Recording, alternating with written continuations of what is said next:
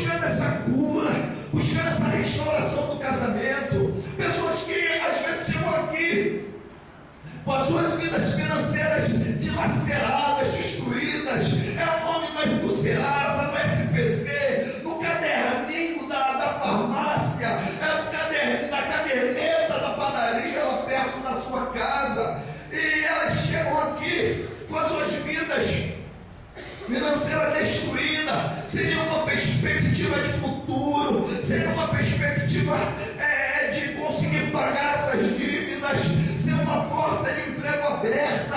Então elas vêm para a casa do Senhor buscar uma cura nessa área, que uma porta venha se abrir, que Ele consiga sanar as suas dívidas, que Ele consiga limpar o seu nome no SPC, no Serasa, pagar as contas lá do seu Zé, da farmácia, lá do Manel, da padaria.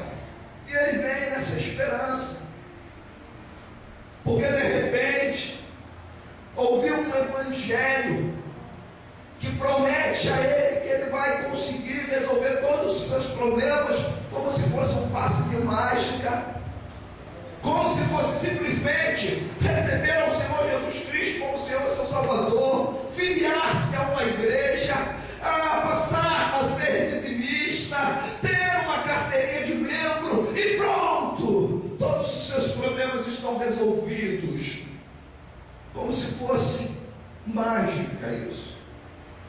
Só que quando eles chegam, eles se deparam com uma outra realidade.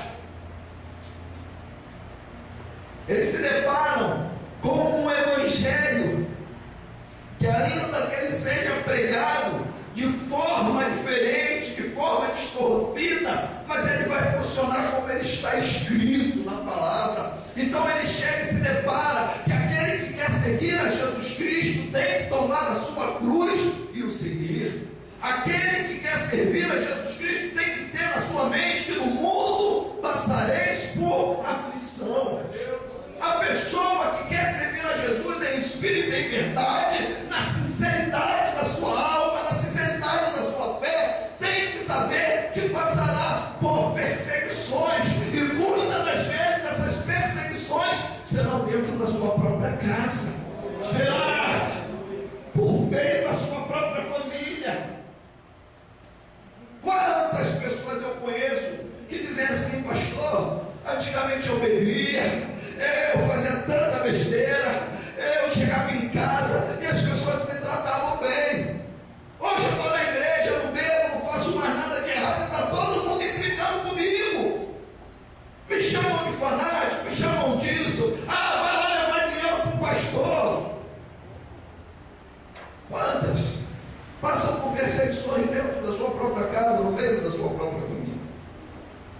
Então a pessoa, ela começa a se deparar com um evangelho, que as coisas elas acontecem, mas acontecem através de luta, através de oração, através de busca, através de compromisso, através de conhecimento da sua palavra.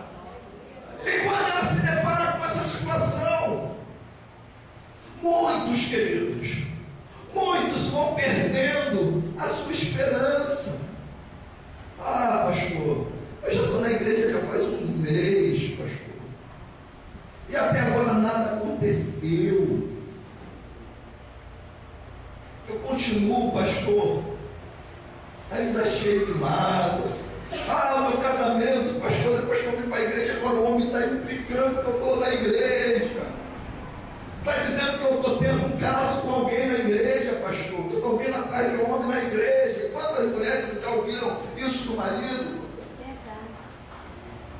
Então, querida, quando a pessoa se depara com essa situação, muitas vezes, ou na maioria das vezes, vai perdendo a sua esperança,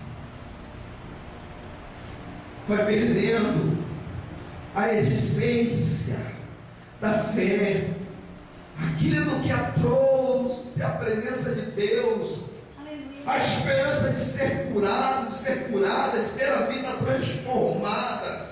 Ela começa a perder isso. Por quê? Porque ela começa a olhar que já passou um dia, 2 dias, 3 dias, uma semana, um mês, um ano, e nada aconteceu. E ela começa a relacionar a sua vida com o tempo. E ela esquece que o tempo dos homens não é o tempo de Deus.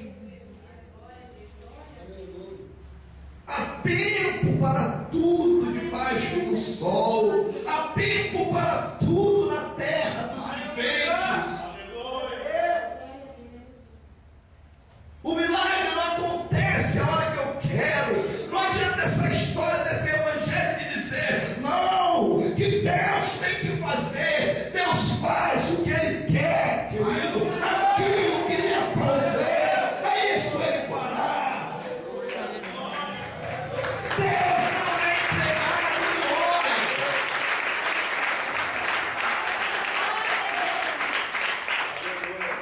Deus não é o meu servo, mas eu sou o servo de Deus.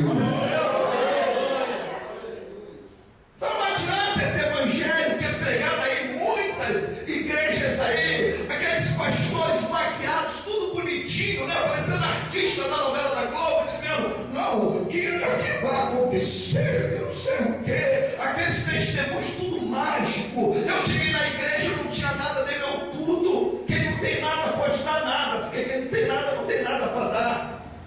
Mas eu dei meu tudo, eu cheguei aqui, não tinha nada, dei meu tudo, hoje estou empresário, tenho 2 caminhões, não sei o quê. E quanta gente inocente, quanta gente não para pensar, raciocinar, vai indo nessas águas, vai beber dessas fontes, querido, essas fontes que o Senhor Jesus chama fontes sujas, através do profeta Jeremias, falsos profetas e falsos pastores, que a Bíblia diz que eles falam que Deus falou, sem Deus ter dito nada. Muitos, queridos, infelizmente isso acontece, e são muitos. Vendedores de ilusões. Aí as pessoas se deparam com uma situação que elas não veem, que a coisa não aconteceu no tempo terreno, no tempo de Cronos, que é o tempo dos homens. Aí eles começam o quê? A perder a esperança. Pessoas que se afastam do evangelho. Se nós fôssemos fazer uma pesquisa, nós veríamos que existe muito mais desviados do que pessoas firmes na fé. Se nós fôssemos fazer uma pesquisa, nós veríamos que existe muita gente que está aí fora, magoada com Deus, magoada com pessoas que mentiram para elas, vendendo fantasias, prometendo que se botasse tanto dentro do envelope, ela receberia tantas coisas. Aí o que acontece? Essas pessoas vão perdendo a esperança e vão saindo da presença de Deus. E como, querido? Como eu posso manter acesa a chama da esperança dentro do meu coração? Como esse homem, apesar de passar 38 anos, ele manteve acesa a chama da esperança.